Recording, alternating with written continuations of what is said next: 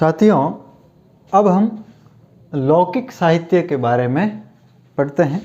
लौकिक साहित्य के बारे में, आखिर लौकिक साहित्य है क्या? मतलब लोगों के बीच या लोगों की जो भावना उसके अनुरूप रचा गया, लोगों के मनोरंजन आदि के लिए रचा गया, जो लोक में प्रचलित है वो रचा गया, वही लौकिक साहित्य है।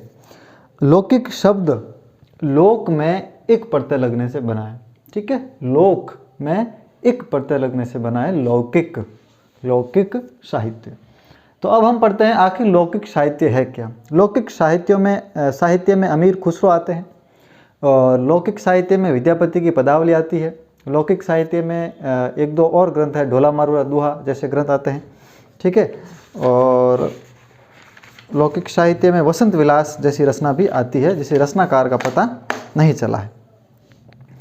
तो आखिर लौकिक साहित्य है क्या? लौकिक साहित्य पहली बार आदिकाल में पहली बार स्वच्छंद रूप में साहित्य लिखा गया, जैसे द्विविध युग की मुख्य काव्य प्रवृत्ति है स्वच्छंदता जैसी। तो यहाँ स्वच्छंदता आदिकाल में यहाँ लौकिक साहित्य में देखने को मिली, ठीक है। तो देखते हैं कि स्वच्छंद रूप में लौकिक विषयों पर ग्रंथ लिखने की प्रवृत्ति मिलती है। कहाँ? आदिकाल में। ध्यान रखना, ये आदिकाल की भी एक विशेषता है। पूछा जा सकता है क्या चार कथन हो जिसमें आदिकाल की विशेषताएं हो, और एक कथन यह भी हो कि स्वच्छंद रूप में लौकिक विषयों पर ग्रंथ लिखने की प्रवृत्ति मिलती है? तो बिल्कुल मिलती है। वहाँ कहते नहीं मिलती है तो वो ऑप्शन या विकल्प गलत होगा, ठीक है। तो स्वच्छंद रूप में लौकिक विषयों पर ग्रंथ लिखने की प्रवृत्ति मिलती है। आचार्य शुक्ल ने अपने ग्रंथ में, ये मैंने ग्रंथ जब देखा अभी जब मैंने ये होमवर्क किया तब उसमें लिखा था कि उन्होंने एक अलग ही अंत में, आदिकाल वीरगाथा काल के बाद में अपभ्रंश साहित्य वीरगाथा काल, उसके बाद में एक अलग रचना है आदिकाल के अंत में फुटकर रचनाएं। तो फुटकर रचनाओं के अंतर्गत उन्होंने लौकिक साहित्य में अमीर खुसरो, विद्यापति, वसंत विलास जैसी रचनाओं को रखा। तो आचार्य शुक्ल ने इसे फुटकल रचनाओं में रखा।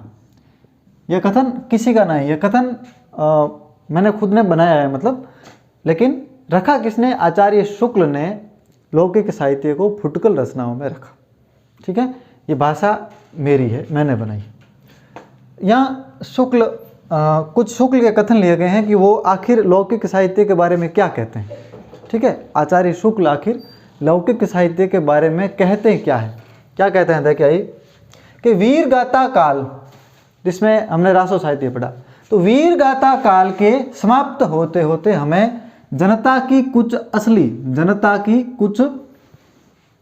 असली बोल चाल और उसके बीच कहे सुने जाने वाले पद्यों की भाषा, बहुत कुछ असली रूपों का पता चलता है। मतलब जैसे ही वीरगाथा काल समाप्त हुआ या समाप्त होते होते हमें जनता की कुछ असली बोलचाल की भाषा, मतलब जनता के बीच कैसी भाषा बोली जाती है, तो जनता के बीच कुछ असली बोलचाल और उस जनता के बीच कुछ कहे सुने जाने वाले कथित रूप से जनश्रुतियाँ, जैसे कथन, अनुश्रुतियाँ, जनश्रुतियाँ या बातें होती है जो लोक साहित्य में लोगों में बातें होती है, तो कहे सुने जाने वाले पद्यों की भाषा के बहुत कुछ असली रूपों का हमें पता चलता है। किससे पता चलता है? लौकिक साहित्य से। ऐसा आचार्य रामचंद्र शुक्ल कहते हैं। फिर कहते हैं कि लिखित साहित्य के रूप में ठीक बोलचाल की भाषा या जन साधारण के बीच कहे सुने जाने वाले गीत, पद्य आदि सुरक्षित रखने की ओर मानो किसी का ध्यान ही नहीं गया। इन्होंने कहा है कि अनेक कवि, लेखक, साहित्यकार वे जिन्होंने लौकिक साहित्य को रक्षित रखने का प्रयास ही नहीं किया, ध्यान ही नहीं किया। बहुत कम लौकिक साहित्य को सुरक्षित रखा गया। आप भी कुछ घरों में सुनते हैं, कुछ लोक कथाएं सुनते हैं, तो वो असली वही लौकिक साहित्य है, ठीक है। वो आपको राजस्थानी साहित्य में भी अच्छी तरह से मिलेगा। जिस तरह से भोजपुरी आदि साहित्य में वहाँ का लोक का साहित्य है, इसी तरह हमारे राजस्थान आदि क्षेत्रों में लौकिक साहित्य था।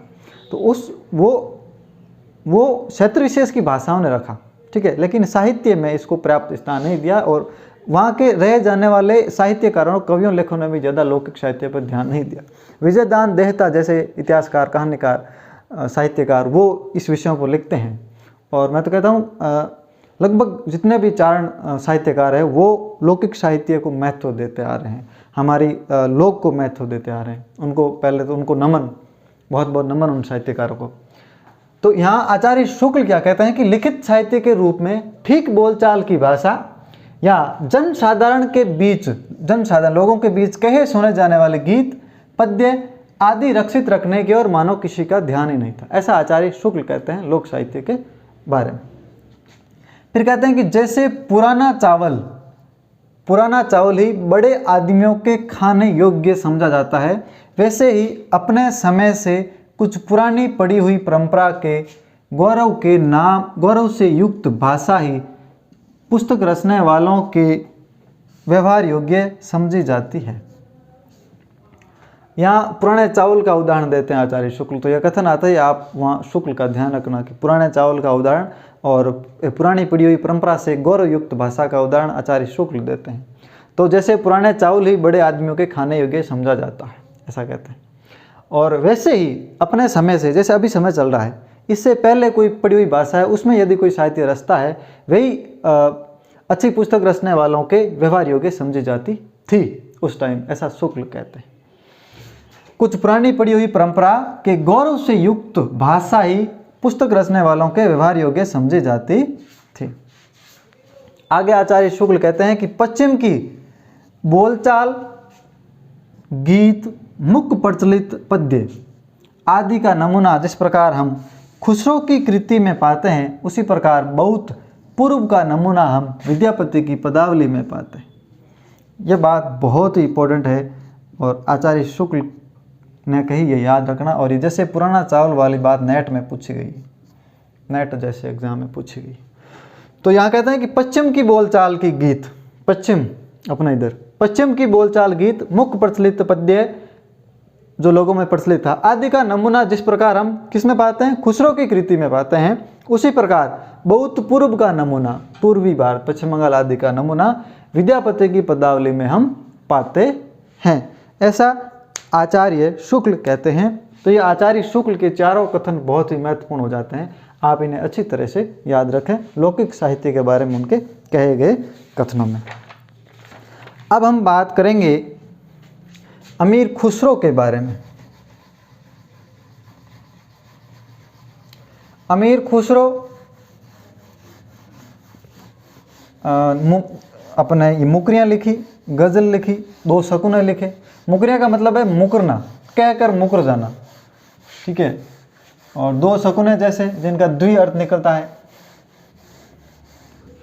कौन सकी साजन नहीं सकी अंग्रेज, ऐसे कुछ जो वो भारतेंदु आदि काल में लिखे गए। इसी प्रकार यहाँ भी वो खुसरो की परंपरा के ही माने जाते हैं जो भारतेंदु आदि कवियों ने लिखे आधुनिक काल के शुरुआत में। तो इनकी एक गज़ल भी बहुत फेमस है। जो गज़ल है इनकी, मैं देखता हूँ क्या है। गज़ल है कि जे हाल मिसकी मकुन तगा फुल, दूराए नैना बनाए बत्तियाँ। आप YouTube पर देखना कि इसी नाम से, जे हाल मिसकी मकुन तगा फुल, दूराए नैना बनाए बत्तियाँ, इस नाम से सर्च करना। नुसरत फ़तेह अली खान साहब ने इस गज़ल को गाया है, ठीक है, बहुत शानदार गाया है, सुनना इसकी, अमीर खुसरो की है। तो ये आगे अमीर खुसरो, ठीक है, अमीर खुसरो आते हैं। खुसरो साहब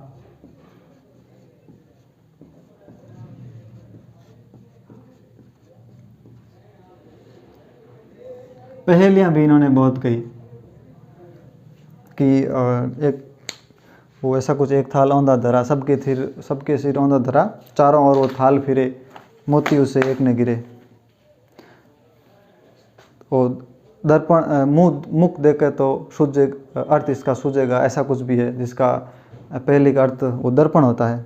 तो ऐसी अनेक पहेलियाँ भी इन्होंने लिखी। ये पहेलियाँ, मुकरियाँ और जनता के मनोरंजन के लिए लिखते थे खुसरो। तो इसका जन्म जो है 1255 ईस्वी के आसपास हुआ। 1255 ईस्वी के आसपास जन्म माना जाता है इनका जन्म, मतलब या इनका समय मान लीजिए अमीर खुसरो का। कालक्रम में पूछते हैं कई बार। इनका मूल नाम है अबुल हसन। मूल नाम क्या है भाई? अबुल हसन इनका मूल नाम है। ठीक है, अबुल हसन इनका मूल नाम है। और इनके गुरु है निज़ामुद्दीन औलिया। गुरु है निज़ामुद्दीन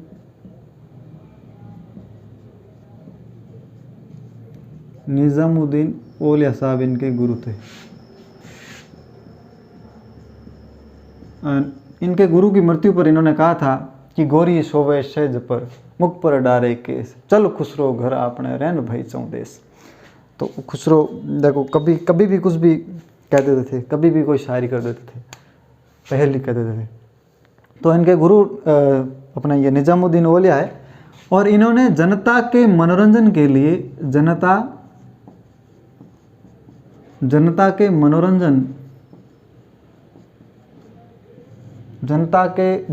मनोरंजन के लिए पहेलियां और मुकरियां लिखी। जनता के मनोरंजन के लिए पहेलियां और मुकरियां लिखी।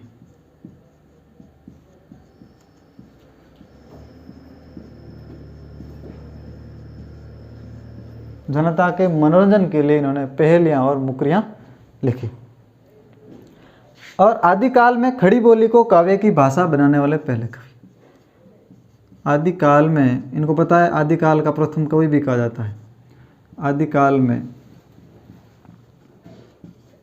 खड़ी बोली को काव्य की भाषा बनाने वाले, आदिकाल में खड़ी बोली को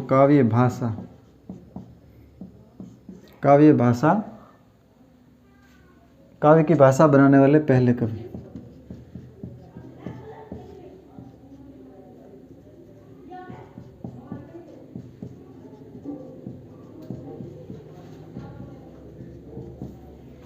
काव्य की भाषा बनाने वाले पहले कवि है अमीर खुसरो। खुसरो ने क्या क्या लिखा? देखिए, खालिक बरी जो एक फारसी उर्दू का शब्दकोश है, खालिक बारी, और पहेलियां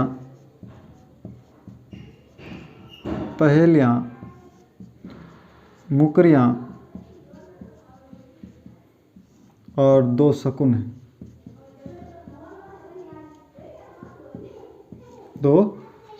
इन्होंने लिखे और गजल भी लिखी।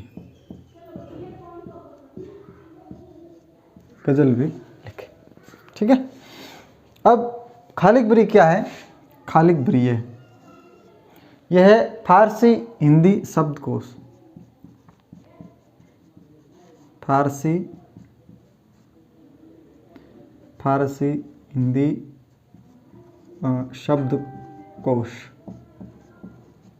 हिंदी शब्दकोश है खालिक बरी। पहेलियाँ, मुकरियाँ, मुकर जाना, और एक और रचना है इनकी जो काफ़ी फेमस है, नूह है सिपर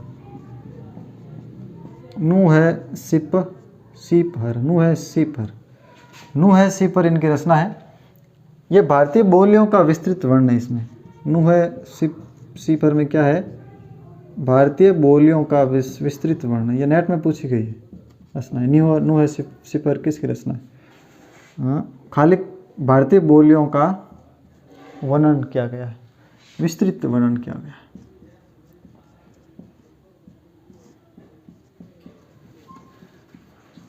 भारतीय बोलियों का विस्तृत वर्णन किया गया। फिर इनकी एक डॉक्टर ईश्वरी प्रसाद होते हैं, उन्होंने कहा है कि ये कवियों में राजकुमार है।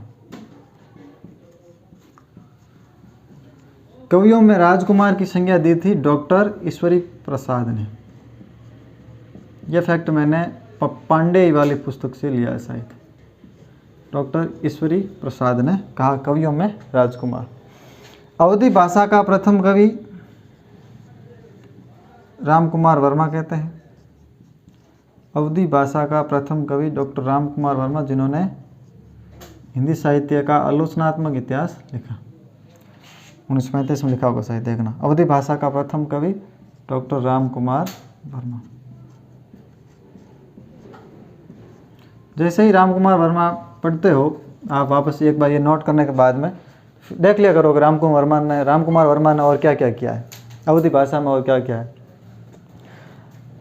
और इन्होंने संगीत क्षेत्र में आविष्कार किए थे कुछ, वो है कि संगीत क्षेत्र में एक आपको पता है तो कव्वाली गायन होता है सूफी आदि कवियों के लिए। कव्वाली आविष्कार इसका किया, और एक तराना गायन शैली का आविष्कार, ठीक है, तराना गायन शैली एवं सितार वाद्य यंत्र का आविष्कार, एवं सितार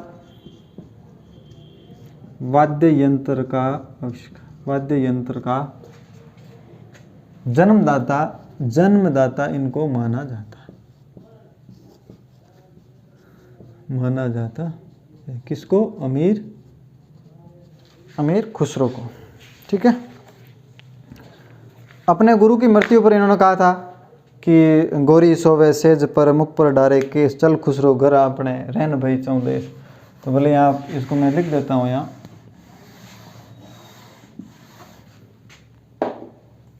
अपने गुरु की मृत्यु पर, गुरु आपको याद ही है निजामुद्दीन औलिया, अपने गुरु की मृत्यु पर शोक प्रकट करते हुए कहा, मृत्यु पर इन्होंने लिखा क्या क्या? गोरी सोवे सेज पर,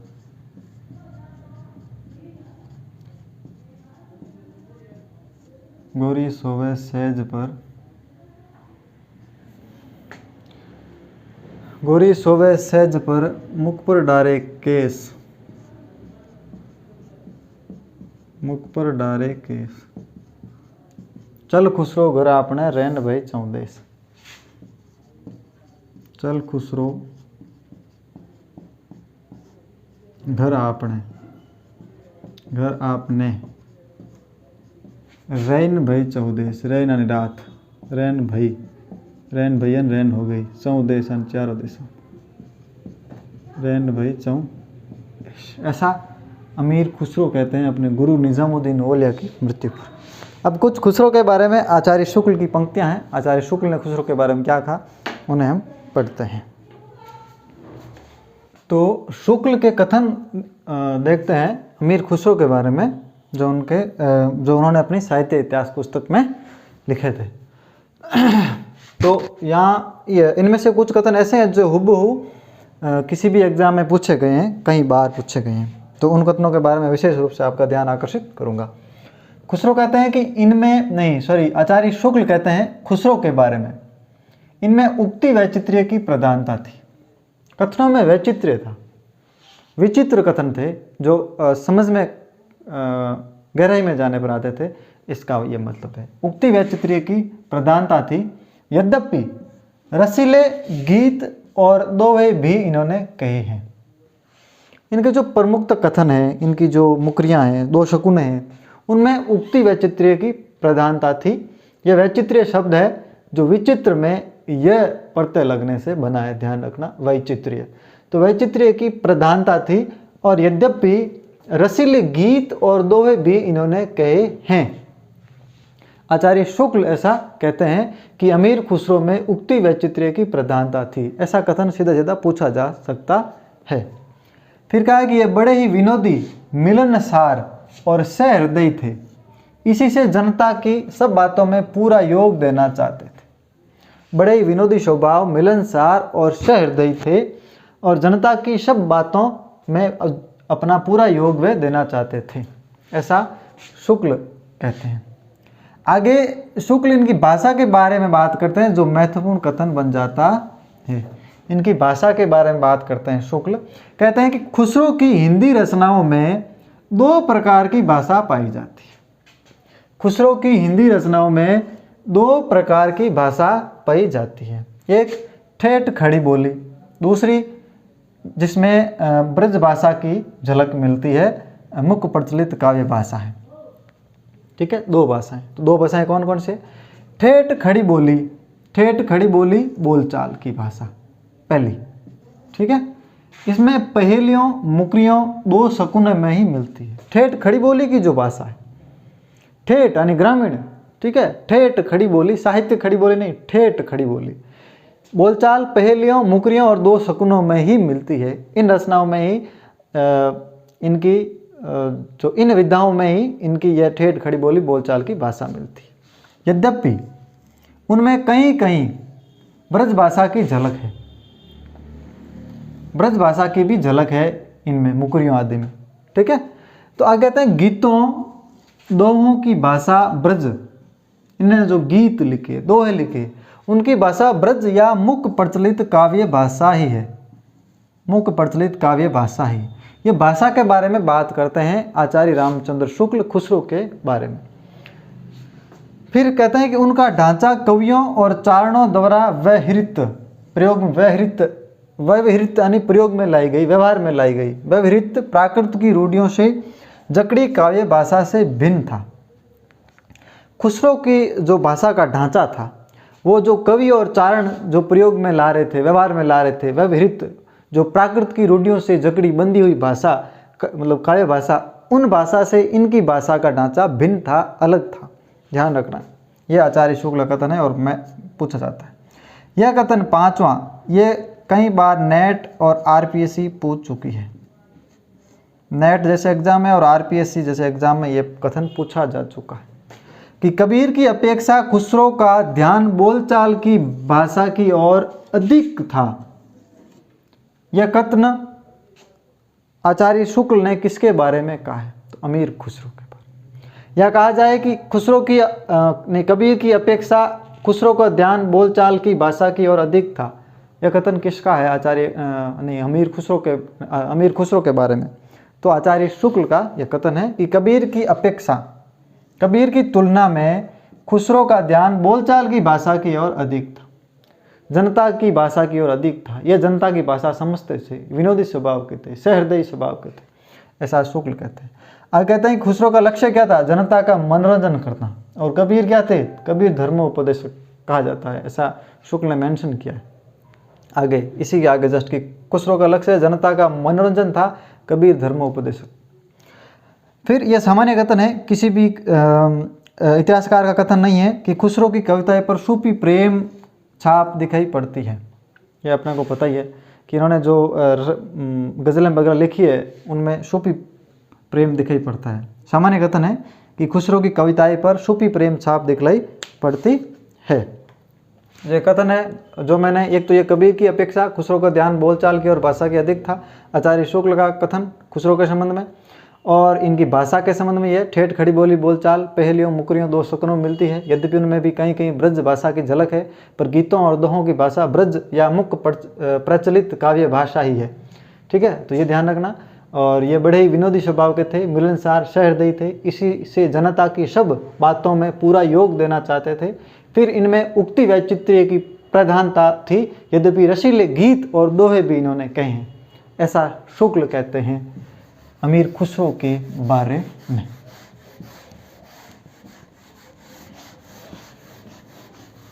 तो अमीर खुसरो की कुछ एक गज़ल है वो लिख देता हूँ, कई बार एग्जाम पूछ लेते हैं ऐसे, आप भी इसे गाइएगा 2-3 बार तो याद भी हो जाएगी, सुनिएगा एक बार गीत में। और कुछ पंक्तियां हैं, उससे पहले कुछ पंक्तियां हैं अमीर खुसरो की कुछ पंक्तियां हैं वो लिख देता हूँ। एग्जाम नेट जैसे एग्जाम में कई बार पूछी जाती है, हो सकता है आरपीएससी भी पूछ ले, कोई भरोसा नहीं आरपीएससी का। कि मोरा जोबना नवेलरा भयो है गुलाल, मोरा जुबना नवेलरा, मोरा जुबना नवेलरा भयो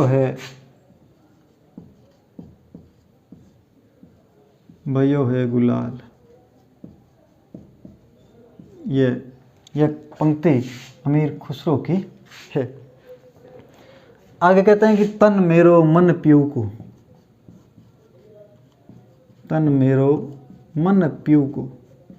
तो कितना आनंद आ रहा है, तन मेरो मन पीऊ को।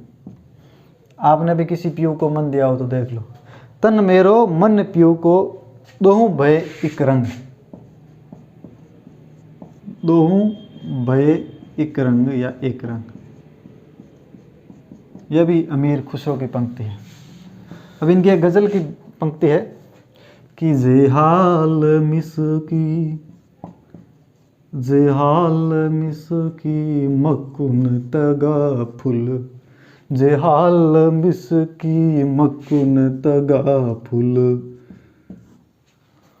दूराए नैना बनाए बत्तियाँ, जेहाल मिसकी मकुन तगा फुल, दूराए नैना बनाए बत्तियाँ।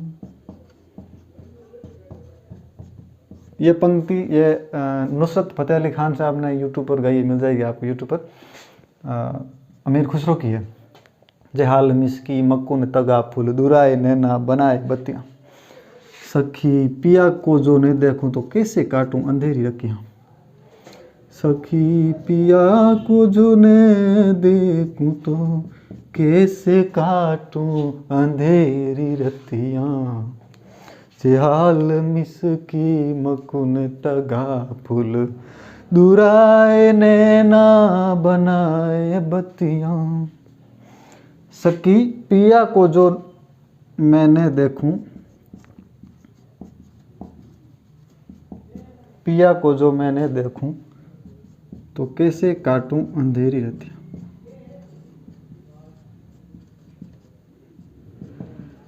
कैसे काटूं अंधेरी रतियाँ।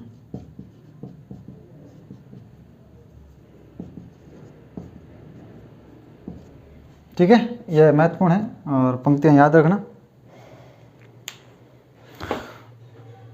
तो साथियों बहुत बहुत शुक्रिया। हमने लौकिक साहित्य में अमीर खुसरो पढ़ा। कल हम विद्यापति के बारे में पढ़ेंगे। बहुत बहुत शुक्रिया, आपका साथ बना रही। एक और बात कि जिन विद्यार्थियों ने मेहनत की थी उनके लिए रीट का एग्ज़ाम कैंसिल होना बहुत बड़ी क्षति है, जिनके अच्छे अंक थे, लेकिन फिर भी कहीं न कहीं उन विद्यार्थियों के साथ अन्याय था जिन्होंने मेहनत की और पेपर आउट के चक्कर में उनका सिलेक्शन नहीं हो पाता। तो ये आपके लिए, इनको आप सकारात्मक लीजिए इस फैसले को और आगे की तैयारी के लिए जुट जाइए। और सुना है आगे के फैसले में ये कहा गया है कि आगे रीट या आर-टेट सी-टेट की तर्ज पर पात्रता परीक्षा करवाई जाएगी और उसके बाद एक और एग्ज़ाम लिया जाएगा। तो साथ ही बता दूं, मेरा तो मन जब से वसुंधरा सरकार ने रीट का फैसला किया था उस समय से मैं इसके विरोध में था कि रीट नहीं होनी चाहिए, इसमें आर-टेट होना चाहिए और आर-टेट की छंटनी के बाद एग्ज़ाम हो, मुख्य एग्ज़ाम हो, तो उसमें नकल की संभावना भी बहुत कम रह जाती है यदि आर-टेट से छंटनी करवाकर मुख्य एग्ज़ाम करवाए, परीक्षा के लिए अलग से एग्ज़ाम करवाए। तो इसके लिए भी आपको, जो विद्यार्थी तैयारी कर रहे हैं साथी, इसके लिए भी बहुत बहुत शुभकामनाएं। एक और बात, कुछ साथी असमझ में होंगे किसकी तैयारी करें, तो मैं कहना चाहता हूं जिस तैयारी में आप पिछले महीने 2 महीने से लगे हुए हैं, चाहे स्कूल व्याख्याता में लगे हैं, चाहे आरपीसी स्कूल व्याख्याता में, चाहे आरपीसी द्वितीय श्रेणी अध्यापक भर्ती परीक्षा में लगे हैं, उसी की तैयारी करते रहें, उसी की तैयारी करते रहें, भटके नहीं। ठीक है, रीट होगी, देखी जाएगी, आप केवल अपने लक्ष्य की ओर बढ़ते रहें, आपको अच्छा मिलेगा। आप स्कूल व्याख्याता की तैयारी कर रहे हैं तो आपको बढ़िया है, अच्छा अवसर है ये, क्योंकि लोग द्वंद्व में होंगे और आप यहाँ बाजी मार जाएंगे।